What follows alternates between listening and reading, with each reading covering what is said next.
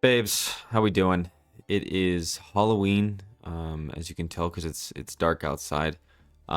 Usually, I would say almost always I record these in the morning on a Friday after a chapter is released.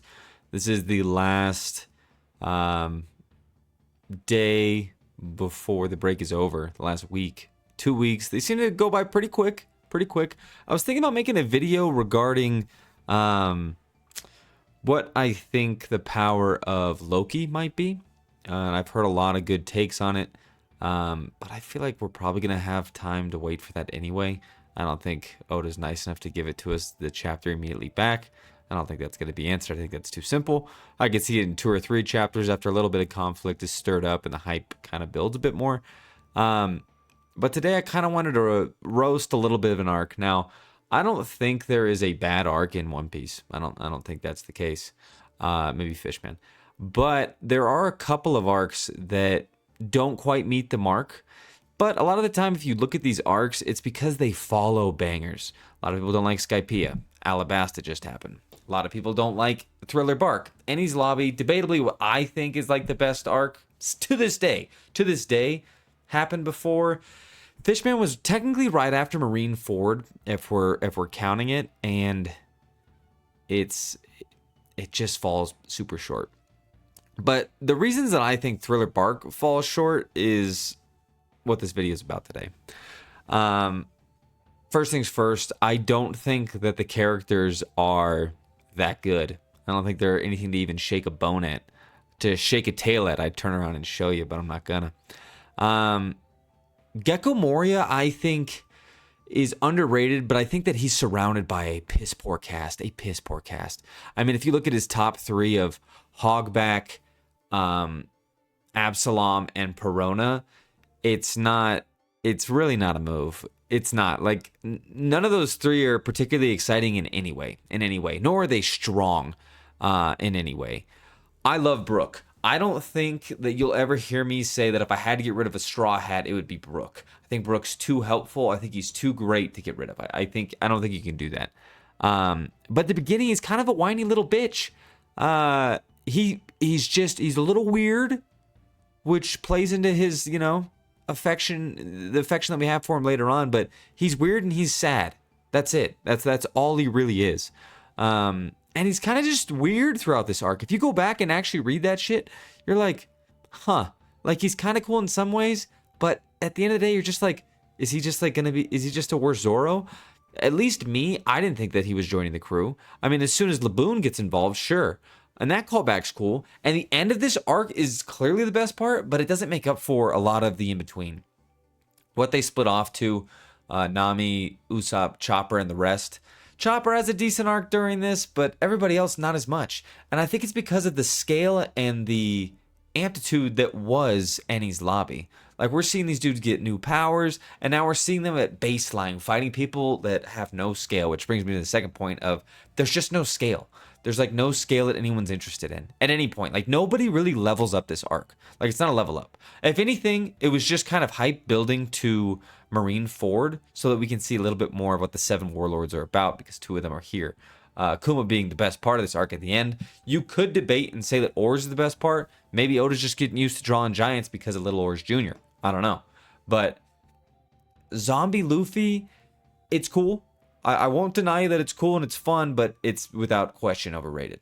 I don't think that Sanji and Zoro inhibiting zombie bodies hit at all. I think it's funny. I think it plays into some humor aspect that maybe we lost because of the seriousness of Enies Lobby, but all in all, no. This literally just feels like a pit stop arc. Like, it's kind of like a break. It's like nothing really important's happening. Nobody's getting real strong. We're just kind of getting used to powers that we've already seen here. And there's just not much happening. That kind of leads to my third point. I mean, the whole zombie thing, it's Halloween, which is why I'm doing this with Thriller Bark, but I don't want to say it got old. I mean, the theme of it, I guess, it just got a little bit stale to me. It got a little stale. It was, I believe, 5 volumes. I just checked, but I think it's like 5 volumes, and that's a little too many volumes for me.